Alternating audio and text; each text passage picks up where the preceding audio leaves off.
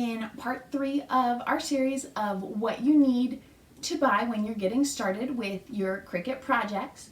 Today we're going over heat transfer vinyl, which is also called Iron On vinyl and HTV.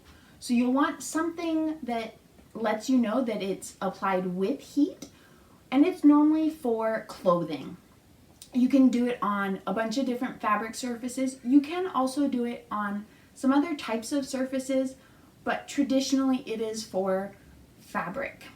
To get the vinyl to adhere to your surface, you're going to need a heat source. Now that can be a home iron, a Cricut EasyPress, or a heat press.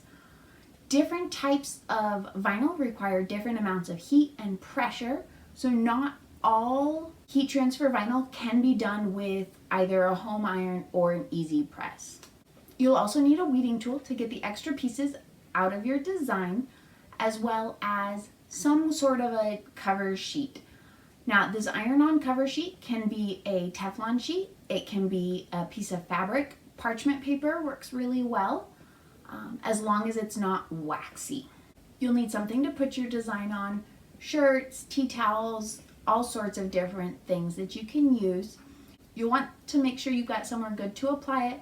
You'll want a very firm surface. Normally an ironing board, even if you're using an iron, is not a very good choice because it's got too much flex to it. So some of the things you can do is you can put a towel underneath. You can also get pressing pillows, which are pretty much little pillows with Teflon on the outside so the heat won't hurt them.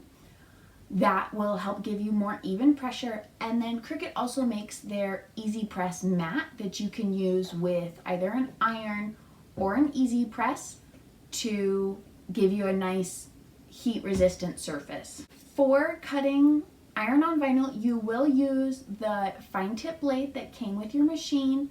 You might want to think about getting more Cricut mats so that you can have one cutting while you load the other one.